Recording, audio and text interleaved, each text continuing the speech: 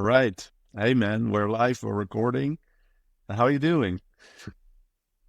I'm a bit a bit sleepy. It's 6 a.m. here in Brazil. Uh, yeah, my face probably looks like it's freezing a little bit, but I can hear you. I can see you now. Yeah, now it's working. Okay, let's see how this goes. You said it's 6 a.m. over at your side. You woke up specifically for this thing? Yep. Wow. Okay, that's cool. How about you introduce yourself a little bit to everyone listening in, and then we'll go over the questions you brought. Yeah. So I'm a product designer.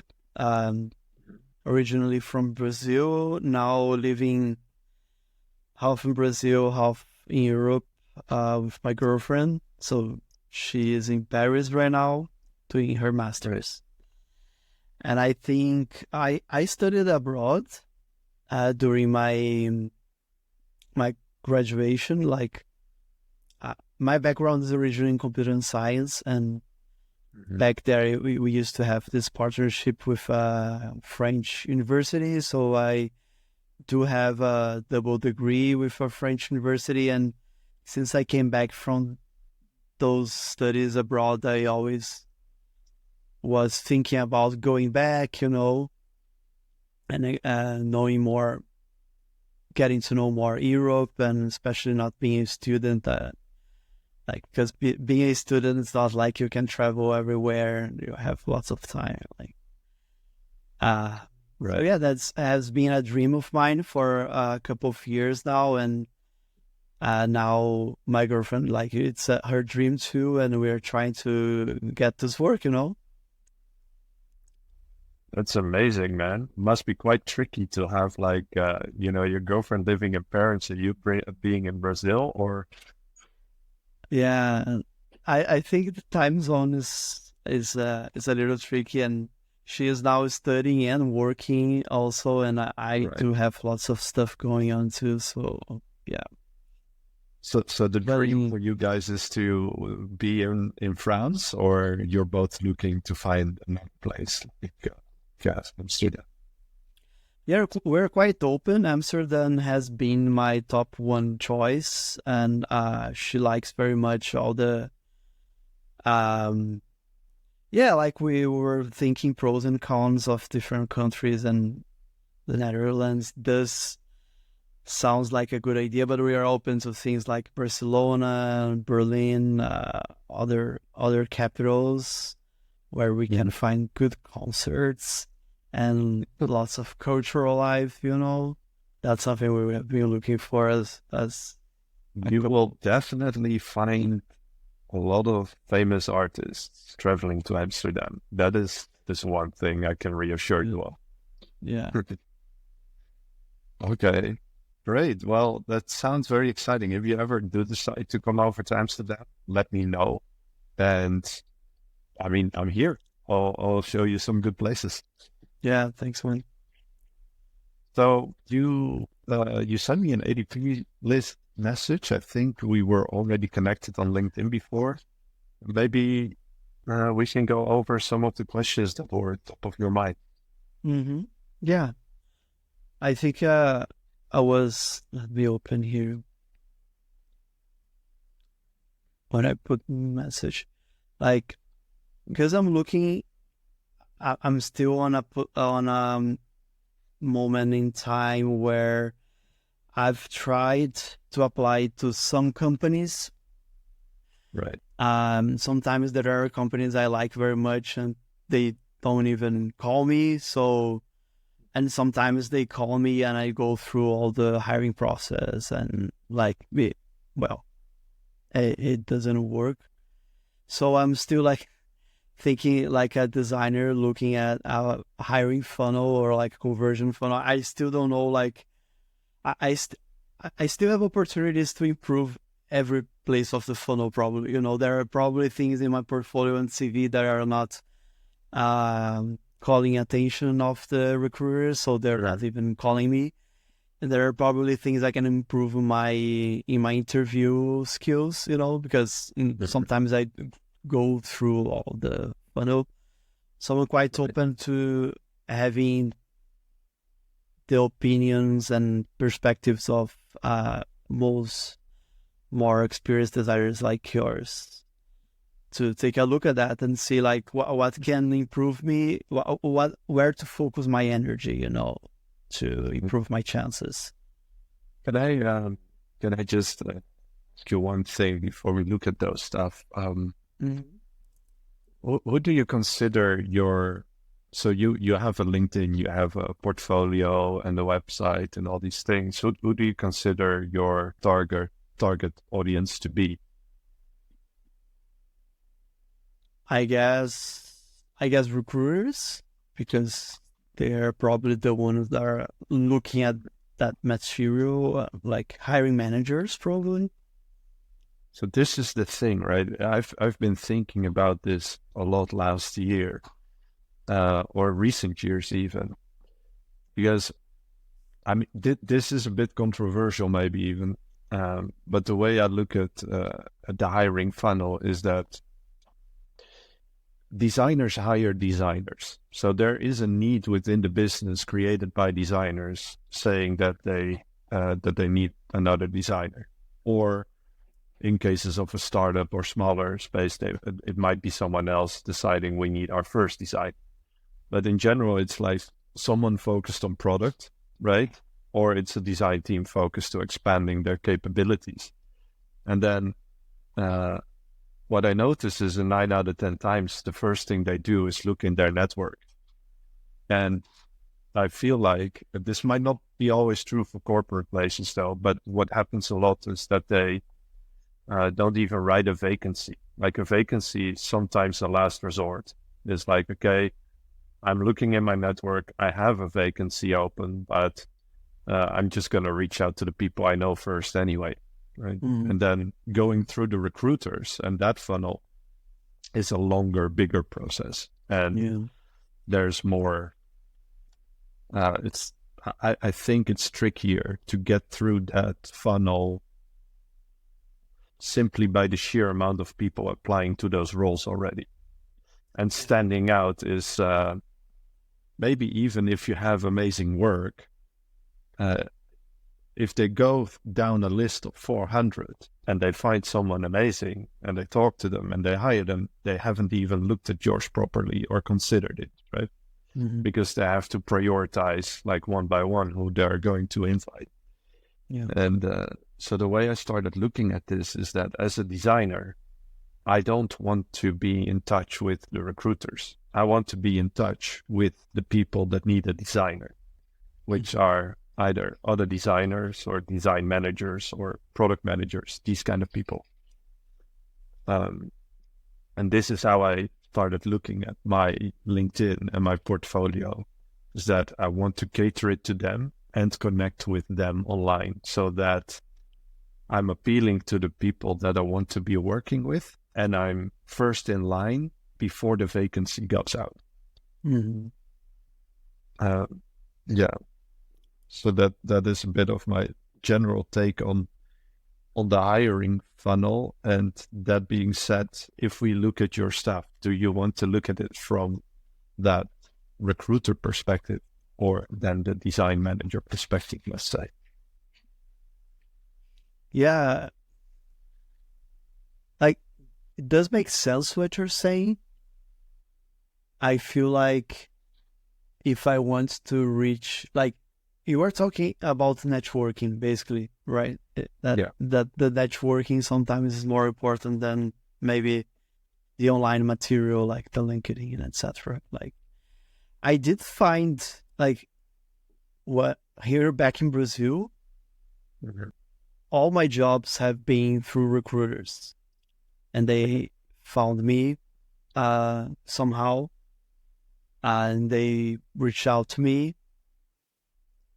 And it has been working very well in Brazil. I don't know if there are differences in markets or what is different here, that has been working for me because the recruiters back in Europe, like LinkedIn is tricky. Like I can change my location in LinkedIn and say I am living in Europe, for example, and now recruiters will look at me for positions on those places, but still, like, they don't know my university. Like, back in Brazil, my university is good, it's well known, but in Europe, they don't know that. They're probably looking at the Harvards and MITs, I don't know, stuff like that.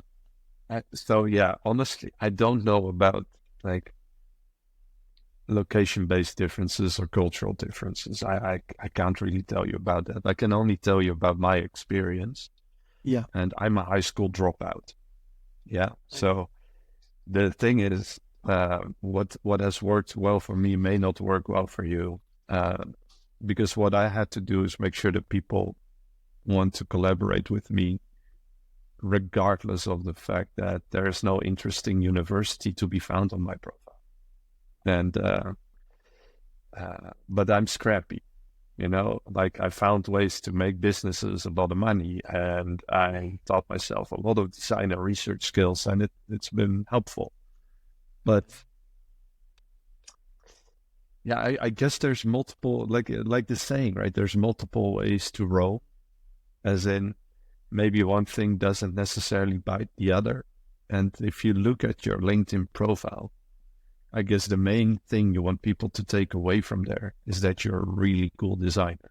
Like, right? You want to, at least, even if it's a recruiter, you want to be invited by the ones that are interesting to you. So do you have like a list of places, businesses, agencies, or products that you find incredibly interesting? Yeah, I do. I do have a spreadsheet, actually. What's your top three, let's say? Yeah, like, when I started, I was like really idealistic, and I was looking at the companies that inspire me the most on the product design part. So I was thinking like Spotify. Back there, I was thinking Figma, because I always had this dream of working with a creative tool, something that enables people to be creative and productive. Mm-hmm. Actually, back here, just a fun fact that back when I got to university, I should have chose design, but I didn't. I didn't know design back there. I chose computer science because I was in love with Photoshop at that time. I taught myself Photoshop back in a time that you didn't have YouTube videos, right? Teaching you. Right.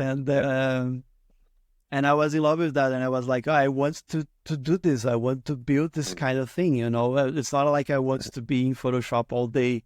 I want to build Photoshop because it's even more challenging than just using Photoshop. But at least was what I was thinking at that time, So I do have this dream. So Figma, Spotify, I guess Duolingo, because it was a product that was in. That's cool. How is it called? Airbnb used to be a big reference, right, in the design community. Yeah, they still are. Yeah. Oh, yeah. Google. You and I look at design equal, like similar. Like we want. Oh my God, my smartphone's talking. I said Google, and she's like, "Oh, I want something." That's the Brazilian Google. That's cool. Never heard that before. Oh man, I lost my train of thought. No, actually, no, it's coming back to me. So you're talking Spotify, Figma, Airbnb. These are all like not extremely large companies, but big enough and very design driven, right? With a good name and a cool product. Honestly, I don't think so. This is going to piss off a lot of people, but I don't think that you got the visual design skills down. I'm pretty sure of it. Like I looked around your stuff a bit. Like maybe there's a way to position it better or make something spark a bit more. But you have been in design for a while. You know how to make something cool. You know the processes well. That being said, it is now then time to consider these places as your target audience. they're on the lookout for designers all the time, but understanding what kind of designer they look out for will help you position yourself in an interesting way towards those companies, right? And the first things that come to mind is in Spotify, they have a very strong product culture, meaning they have a lot of product owners and product managers. Yeah. Reach out to them, connect with them. That would be my first step when it comes to Spotify. With Figma, then they have a very strong design-driven culture. It's a design tool. The first thing probably you need to do there to even be interesting to them is at least publish files, design files to their Figma community. Yeah. It's like, like they will probably be on the lookout for people contributing already to their open source mindset, let's say, because they do want to make design accessible for everyone. Yeah. When we're talking Airbnb, I'm less familiar with the space, but you could probably look into what are the main challenges of having a booking platform and maybe consider something around that. Or I know there's this design.airbnb page or something like that where they talk about design and you're able to find most of the designers working at Airbnb. So you can actually just connect with them online, and there's not that many people doing these things. So these designers are like actually excited to meet you. And there's no recruiter in between, right?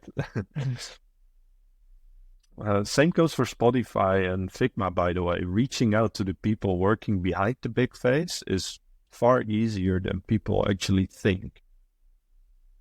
Because they're not all that famous.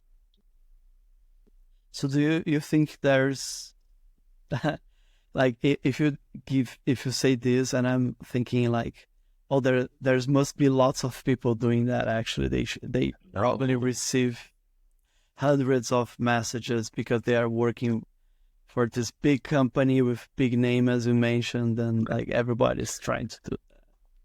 No, man. The thing is, you're in this case, do the things that scare you, because there's no one is doing this, barely anyone. Like, the general mindset is following the path that has been laid out, which is just applying to vacancies.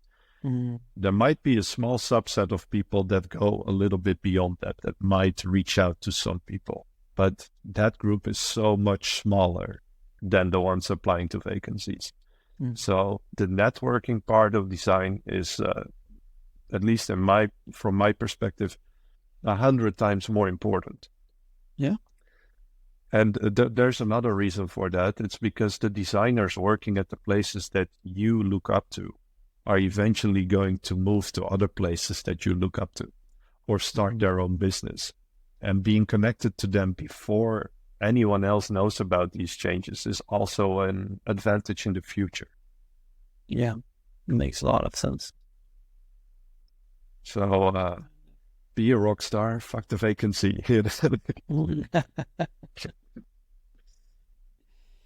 Guess I'm going to have to use bleeps in my podcast now.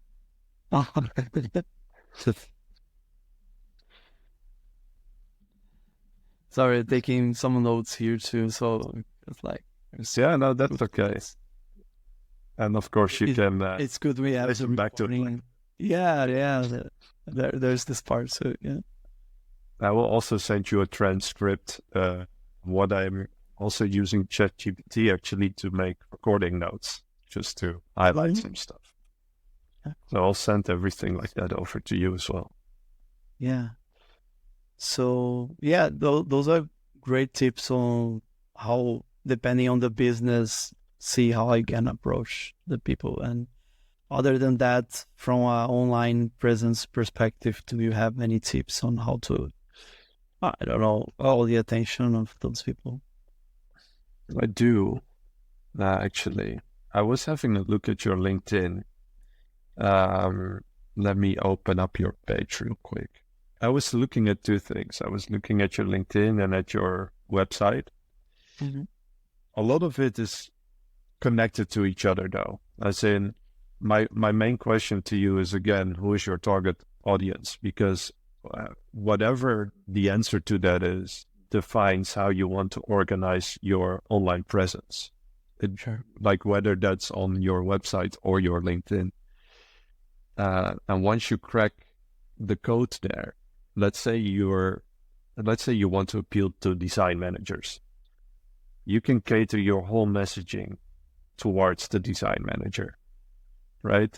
When it comes to LinkedIn, I would argue having a profile banner with a clear call to action and a clear tagline below your name, fully catered to the design manager, is important, because the moment you comment anywhere, you post anything, those are the three things they will keep on seeing, right? It's your face, the profile banner, your name and the tagline, and if you add a website button, even that will be shared across the platform because it shows up in your posts, in comments, and all these things. So that is your kind of like your gateway towards, let's say, your portfolio or a link tree or something else. So, yeah, I guess the underlying message is think of your website as an actual product with a user and a funnel taking people there and where you want to send them. So consider where you're going to meet your user. Where do you want to send them? With which message? And what do you want them to do? And in my case, I want to be compelling to people who are kickstarting a new product or that want to reframe an existing product and start from scratch, right? That is what my business is about, what we started Square One for. So my tagline is exactly that, and it's on my website as well. So my tagline says, I help people build, wait, let me double check because now I don't remember the exact line. Oh yeah, it's like, I help people kickstart new digital products or reframe existing ones. And I put that in my LinkedIn headline, and it's the first thing you read on my website.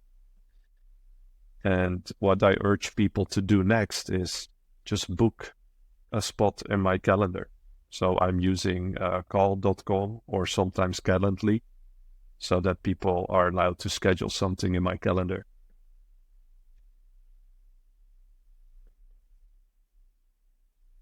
Yeah. Let's see. So consider your LinkedIn really as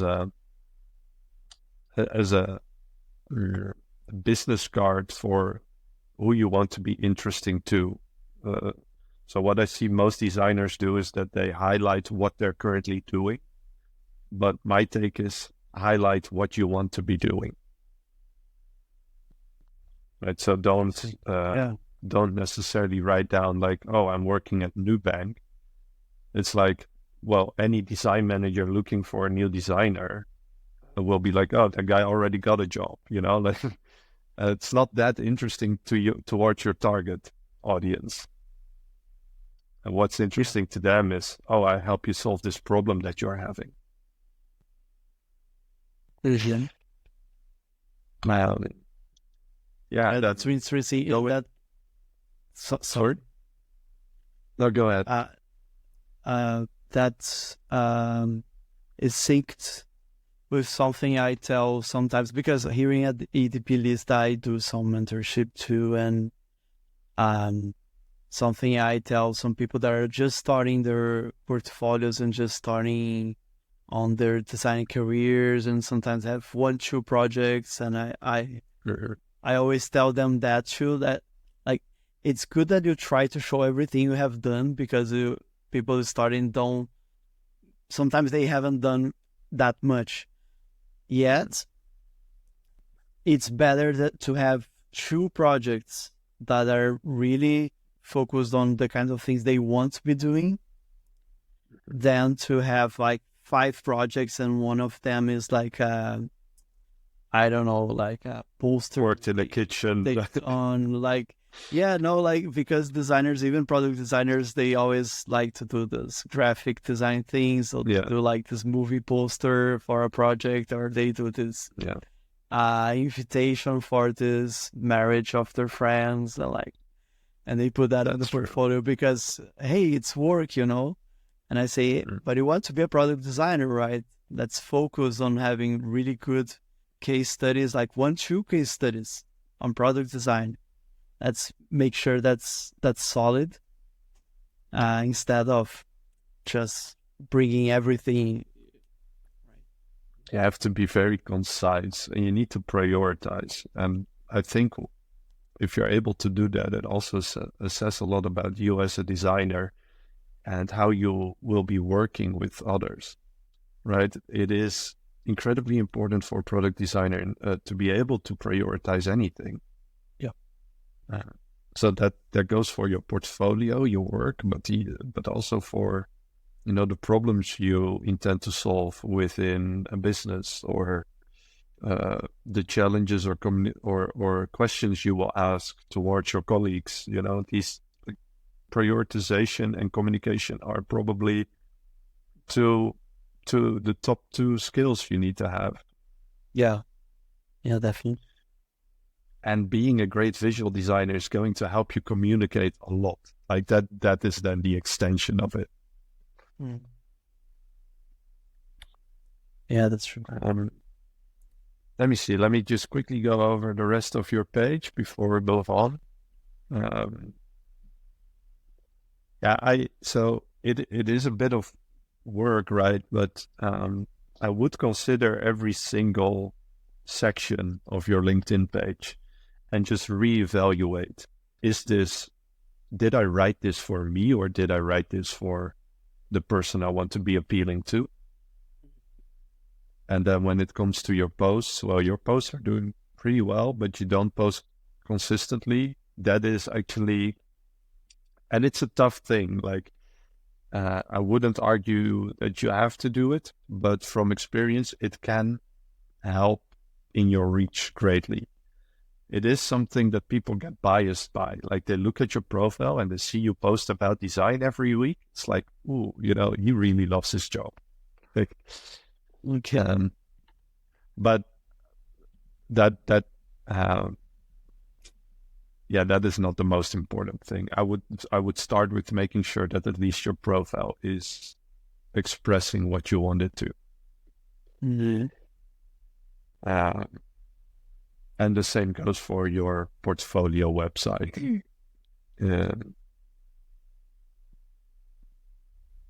But yeah, it would take me a little bit more time to really go through your website. I don't know if that's that helpful.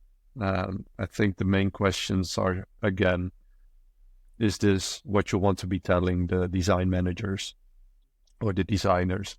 And what is the number one or top two cases that you worked on that you're really proud of? And make that, you're also visually driven, so make it super visual. Because I do think that the design heavy environments will look at the quality of the visual first before they're interested in reading. Oh, that makes a lot of sense. That makes sense. I do if you do have metrics, like some really well defined objective and how you influence the specific result, those two could work really well together. And other than that, I don't think you should actually make people read too much. Get them interested enough to reach out to you, and you can tell more about the case, right? Yeah, like that's a conundrum about portfolios, that we write them for nobody to read, but still they have to be written. Like that, there should be text there, right? Because if you just put the final screens, they will say, "Oh no, but this designer doesn't have storytelling. I don't know, doesn't have a process." Yeah, I'm biased here. So I've been on both sides of the space. Like, I've been hiring and I've been hired, of course, and I never really wrote a lot, but whatever I wrote was very specific. So it had to hit a certain feeling, or it needed to resonate somehow.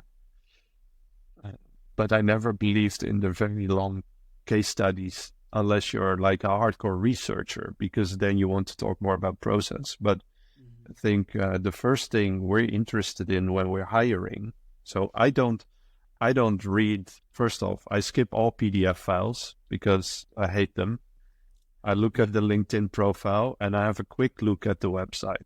And for the website, what I look at is first impression and top 2 cases, let's say. If those don't appeal to me, it's Command W, gone. Next. So yeah, it's next, because you do get a lot of people in your network. So you want to be able to filter out quickly. And if I'm filtering for visual design strength or product design with a heavy focus on visual design, then that is my approach. That being said, if it is interesting, it's almost like you're on social media. You know, you get 3 seconds of video, you decide whether you're interested, and you look for the next video, or you go to something else. And I think we're in an age where these snapshot decisions are also happening on our LinkedIn and on our website. Like, it's a constant dopamine hit. It's like, I like the visual. Okay, what did the guy achieve with this product? Oh, he grew the customer base from 100 people to 100,000. Amazing. How did he do it? Okay, you know what? I'm gonna have a chat with him. He seems like a good designer.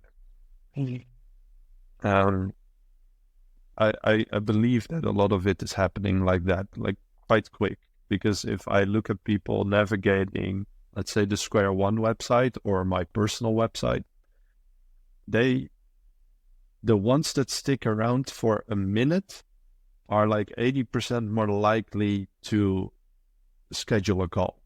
Yeah. Everyone else sticks around for like 10 seconds and then they're gone, if I'm lucky.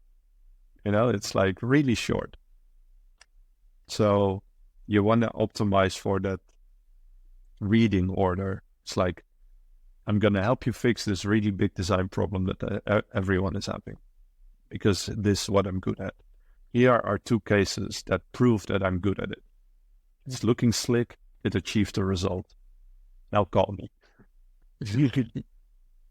Yeah, that makes sense.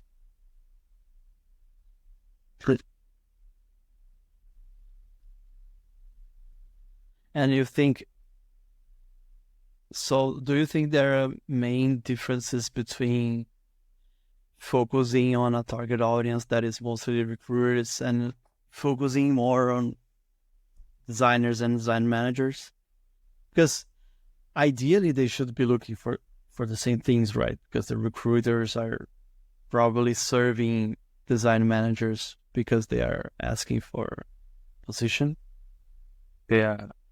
So let's look at it this way. Ideally, they are looking for the same thing. But let's say you want to prepare a great dinner. You will go to the supermarket with your recipe and you look for ingredients, right? And you cook it and maybe it's okay. But let's say you're a chef. You have that same recipe. You go to supermarket and somehow that's like, you might just pick different ingredients or know exactly what to look for. It's like, you know that which is what is a good tomato versus a bad tomato. And the recruiter might have more trouble actually defining that, split the differences. So they have actually a really tough job. They're looking for the same thing, but they don't always know how to assess it. So ideally, the recruiter is incredibly well versed in design. But I would argue that is probably the exception and not the common standard. Probably don't have the eye, right? They don't have the same eye as we have. They have a different eye. I would argue that if you're incredibly appealing to a design manager, you're more likely to be appealing to the recruiter as well. Yeah. right? Because I guess their standard may actually be lower, as in they are more because they really want to hire someone, right? It's like their pay depends on it because they usually get a how do you call it? Like a yeah, I don't know what it's called, but they get like a fee for finding the right candidate. Mm-hmm. Yeah. It's their business model, right? It's They their want to business model. push the candidate uh, through the funnel. Yeah. I've been noticing that from talking with recruiters very recently, that it's very different because they seem to really try for you to give the right answers. They they want you, like they see the potential in you, and they really try to get the best of you, so they can like build this little story that they can tell the manager and say, hey, look at this amazing candidate I found, Yeah. which is not ideal. And in the other hand, during the hiring process, it seems to be the opposite. It seems to be like, I already don't like you very much, and like anything that you say that is not matching my worldview, I'm gonna say that you are not a good candidate, because Yes. still the market has lots of candidates, right? There's lots of people applying, as you mentioned, and like Yeah. that bothers me a little, because there's probably lots of bias going on that people they're not even aware of. And some companies I've been doing hiring processes gave me feedbacks in the end, and sometimes it's really crazy. I love, of course, the feedbacks, because then I know what they were thinking and how I can optimize for that. But sometimes I'm like, really? That's the impression you had? Okay, I did a really bad job at expressing myself, and I'm gonna try to improve that. But also, like, because of this one word I used in this sentence, you had this really bad impression about the way I don't know. Someone once told me, "Oh, you don't seem to be someone that is focusing on the user. You're not concerned about what the user thinks about what you're doing." And like, how could someone have this impression of my work? That's the opposite of who I am. But of course, I have to do a better job of communicating people how much I value the users, you know? I mean, it is so everyone has their bias, and we should never forget how like the insane amount of ego that is present in the design space. Yes. So again, to me, everything comes back to networking, because you want to find the people that fit your worldview as well, right? You want to expand that bubble, because otherwise, you're going to face a lot of backlash for simply not being the people they want you to be. Yeah. And I think it's a little bit dangerous, because you might get imposter syndrome from it, thinking like, oh, all these designers, they don't want me, they don't like me.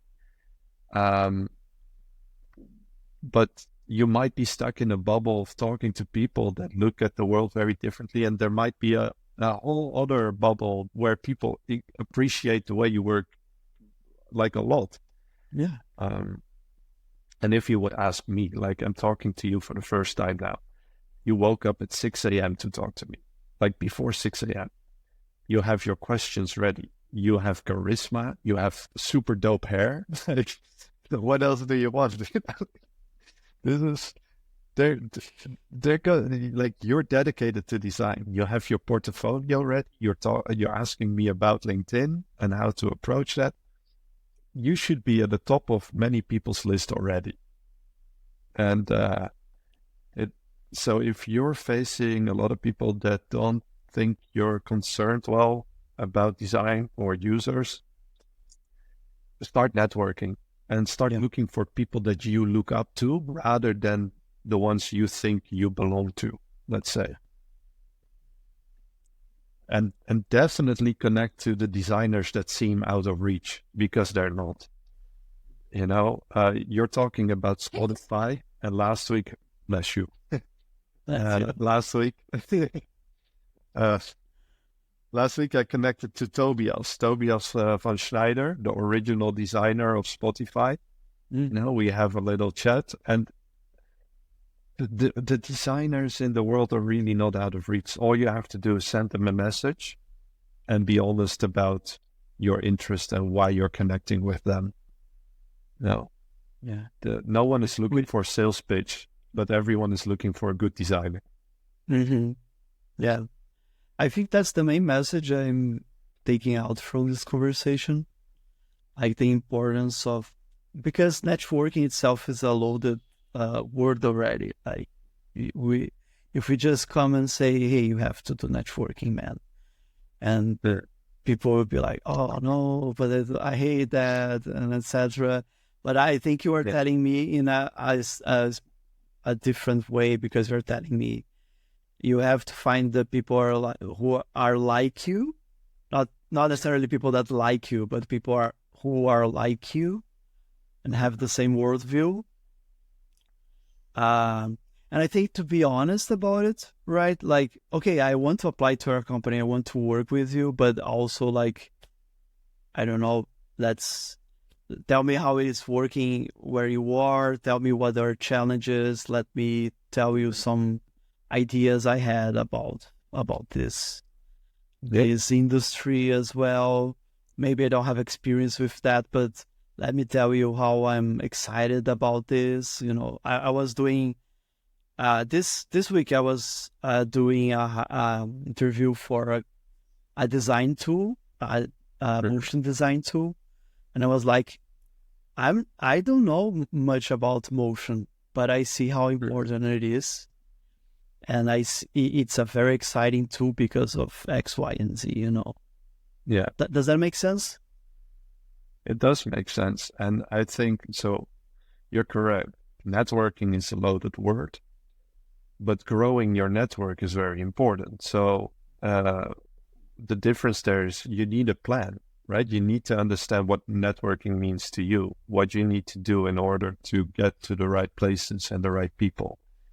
And so if networking is a load of work, then what we can extract from that is that everything we do is always about a specific problem or a specific type of people we want to reach, and we can structure our thinking around it. So we're already used to it in product design, but it's not always obvious that we can use those skills and apply it to our life, right? That if you're looking for, if you're actually looking for a new job, you have a job to be done, technically. Like, okay, job to be done, find new job.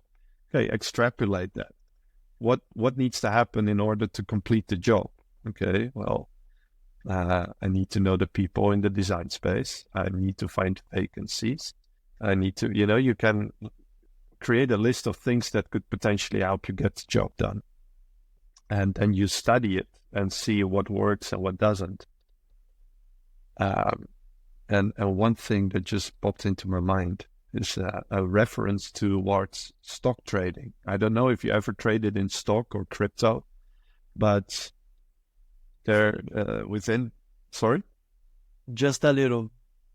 Just a little, okay. But then you're probably familiar with the phrase buy the dip, right? So you want to probably explore the places that no one else is looking at. So everyone is focused on the vacancy. So no one, like the majority isn't focused on the networking, on getting to know the people, on showing work. They're all like applying, and it takes so much time and effort. While you can quite literally hit connect on LinkedIn and be like, hey man, you're a cool designer. Me too. Want to talk? Like, it's it can really be that simple, and it takes less effort, and there's no strings attached. You can connect with anyone, also if they don't have a vacancy, but you'll be top of mind if you show them you're a cool designer. Anyway, we're almost running out of time. I have to switch to another call soon. Do you have any other questions you would really want to go over? I think the question would be, okay, networking, top priority right now. Optimizing. I'm trying to wrap up like the main Sure. highlights we had. So networking, optimizing for our audience, optimizing LinkedIn and portfolio for the audience, which means being super visual, which means catering for the design eye, having text, but knowing that people will probably not read, or they will probably just scan, right? Make it digestible. Yeah. Yeah, make sure it focuses on results. Yeah. I don't know. Did I miss something? I don't think so. And we got the recording, so we can always look back at it. Yeah. And if you, There's like course. anything else that you think that is very important for me to pay attention to, like apply to talk at conferences or go to the conferences themselves, or it's the way I look at this, it's like put one foot in front of the other. So take small steps, and this would be step one. Like the things we went over right now is get the foundation strong, and then everything you start adding onto that is only going to help you down in the future. But I also understand that, you're like, it's not easy. Like making these changes are already going to take effort. So first get comfortable with that, and then go to ADP list and schedule another session, and we talk about more steps, that we could explore. Yeah. I like that you have like one big message from your mentorship session. That's something I've been trying to focus as well. Like people come and they want lots of information, and then they end up not focusing on anything, right? And like just with their head full of things, and sometimes they just need this one big tip, right? Yeah. It's again about priority. Definitely. One thing at a time.